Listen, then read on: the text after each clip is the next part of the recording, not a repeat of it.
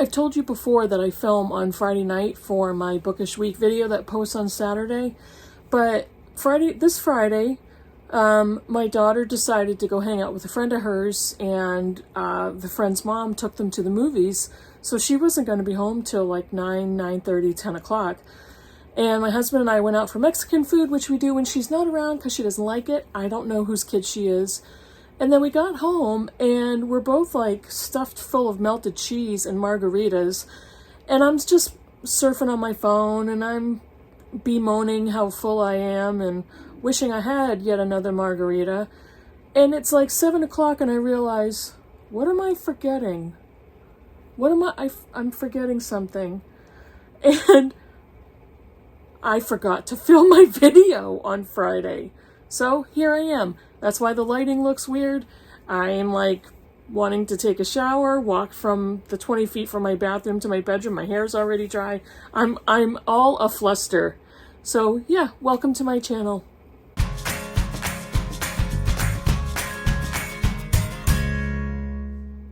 Hey BookTube, it's Kim at Middle of the Book March. This is my Bookish Week for Saturday, June 2nd. How was that for prepping? And I didn't even prep. I just remember looking at the date. Oh, and I got it wrong. It's June 3rd. Oh my gosh. So yeah, in my intro, my Friday is all messed up because I normally don't film this late, and I'm like, oh, and my husband fell asleep in the recliner in the living room. So he's sleeping in the recliner with his CPAP machine because he has sleep apnea. So for whatever reason, he didn't feel like laying down in bed, so he unplugged the CPAP machine, plugged it in next to the recliner, and he's laid out, fast asleep. And I'm like, I forgot my video, damn. So here I am. What do I get to tell you about? Well, let's see. I finished 3 books last week, and I've got so many upcoming things. I've been looking into book festivals, so I'm trying to find book festivals in my local area, and I've found several. There's none of them currently, but I will be. If I have anything to say about it, I will be attending a book festival this year somewhere. But there's so many library sales coming up. There's so many day trips that I'm planning. My book group and I are trying to plan a book shopping day trip. And there's so much going on. This is what happens in the nice weather, is the book sales all open up and festivals happen, outdoor events. It's really fun. So yeah, that's been on my mind pretty much all day. But last week was pretty good. I finished 3 books last week, so let me tell you about those. I finished The Namesake by Guncle for the Blind Eye Book Club. This was our May pick, and I didn't love it. And I think the general consensus through all of us who responded on Voxer felt about the same. It was an average book. I'm not sure Guncle is for me. I read The Interpreter of Maladies, which was very good. I read Whereabouts, which I didn't like. I read that for the BookTube Prize a year or 2 ago. And then I read this one, and I have 2 of her other books. I have The Lowland, which I heard was good. And then I think The Unaccustomed Earth. Is that a short story collection? I have that as well. But after reading this one, I'm not sure, you guys. I don't know if I'm going to hold on to them. I just thought this was okay. The writing was good.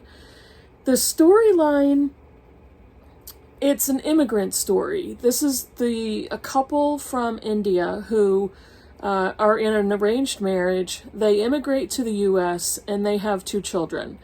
And it's primarily the story of Guncle, who is their firstborn child and their son. But the story would have been more interesting had it been about his parents who immigrated to the U.S. Guncle is named for the Russian author Nikolai Guncle, and the way he got his name, I don't want to really talk about that because I don't want to spoil the story, but his father was a devotee of Guncle the author, and that's why they named their son that.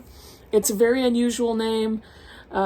They were supposed to let the grandmother choose a name for their son, but she became ill and couldn't do that in time, so they had to name him. They named him after the father's favorite author. And it discusses their lives in the U.S. and their son attending school and becoming more American than Bengali. And it all sounds really interesting in theory, but the execution was just not that great. I felt like she was telling us everything instead of crafting the story, crafting the sentences, the formatting to show us their lives. I wanted a little bit more description. It was very much like reading an article, and all very linear. I wasn't impressed. There were things that the main character Guncle decided to do and choices that he made that were like, I don't know about that. I don't know if I agree with that. And it's kind of a stereotypical immigrant story. It's the traditional parents that have come to the U.S., but it's the children who are rebelling against their cultural traditions and their family traditions in favor of becoming a typical American teenager. And I don't know. I think we've been there, done that before. And I just was not really impressed with the Namesake. It's Lahiri's first novel. So, if anything, I would encourage you to go read Interpreter of Maladies, her short story collection. I believe that won the, Pulitzer, Nobel? I'm sorry, I don't remember. Now, here's the irony. We read A Fine Balance by Rohinton Mistry for the Blind Eye Book Club in March and April. I don't remember if I ever reviewed this, if I ever wrapped it up. And I had a commenter who said, did you ever wrap up A Fine Balance? Because I don't remember seeing it. Neither do I. I don't remember. I can't find it. I could swear that I wrapped up this book. I don't know if I did. I've gone through weeks of videos and I can't find it. I've searched for the title. I've searched everything. I don't know if I wrapped it up. So I'm going to do a quick review right now. This book was incredible. I loved it. 5 stars. The Namesake I gave 3 stars. But Rohinton Mistry's book was set in India in the 70s, in the mid-70s, during the time of the emergency in India. It is fantastic. It is filled with Indian political and cultural history. It is a fictional account. It is bleak and depressing and heartwarming and is filled with messages of found family and work and trying to better yourselves, trying to find love and companionship, all set in the mid-70s India. It is just heart-wrenching, good and bad. And the writing is spectacular. It's so descriptive. I love this book. And this is the book that moved me to create the Blind Eye Book Club, because I have owned this book for so many years, and it wasn't until a couple of months ago that I finally read it and loved it. So I don't remember. If you guys remember, did I wrap up that book already? Is all this redundant? I don't know. I can't figure it out. So if you remember, please tell me.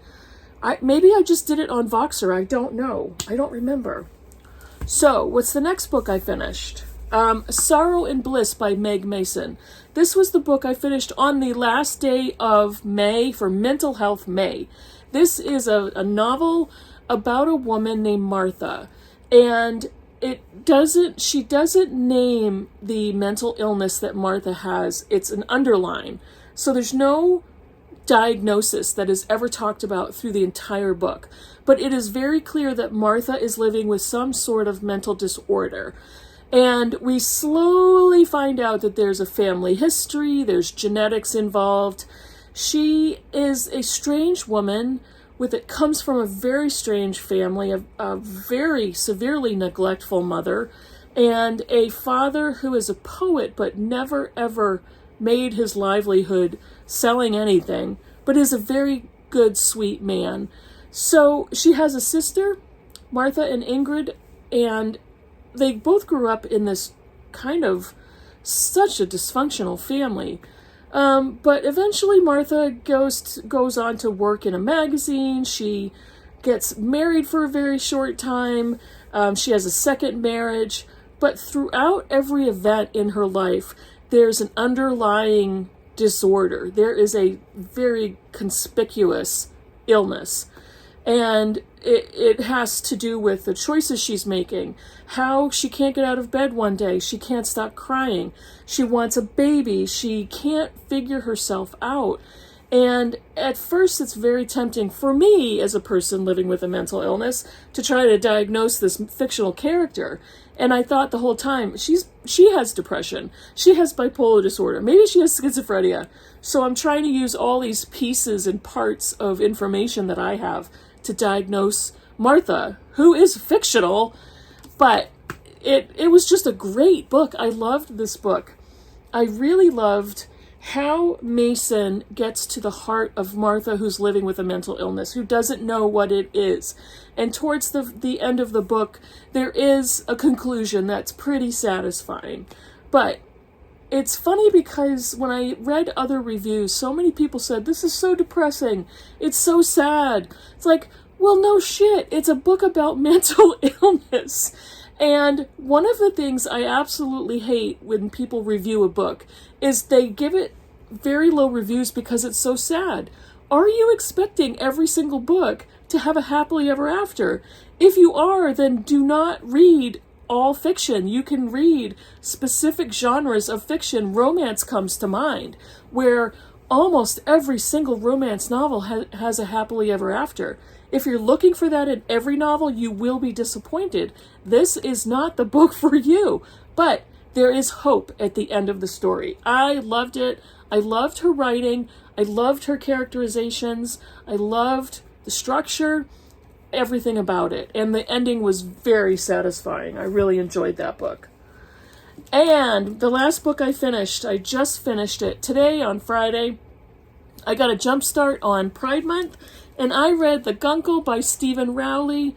Oh, I loved it. This was so charming, so warm.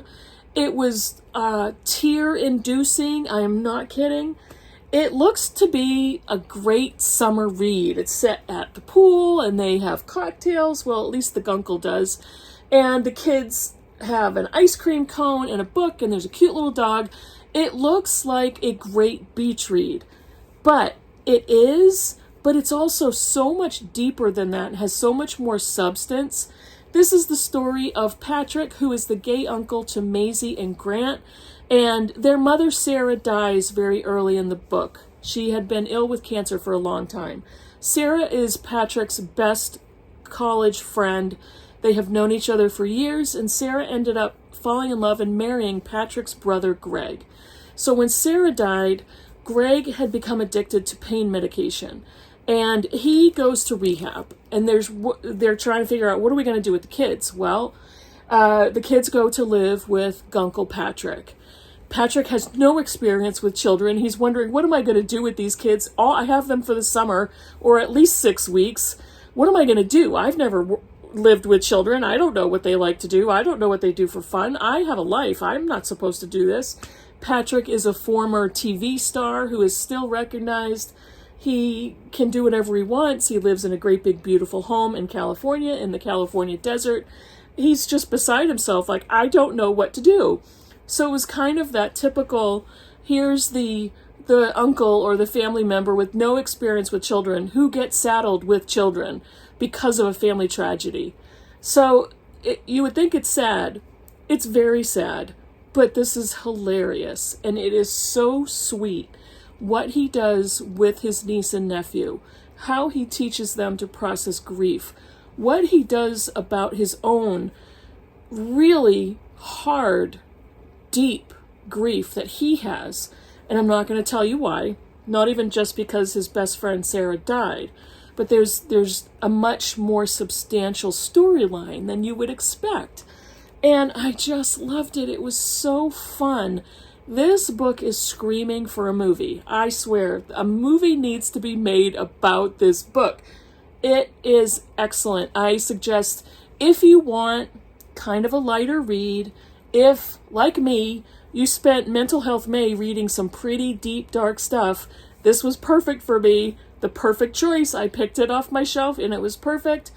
If you want something that is sweet and heartwarming and so well written and so funny and witty and smart, read the Guncle. Especially pick it up for Pride Month. If no other time, just read it. You'll love it.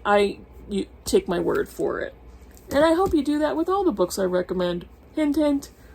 So that's it for me. Let me know in the comments below what you think of any of the books. Please let me know if you remember if I wrapped up a fine balance. I don't know.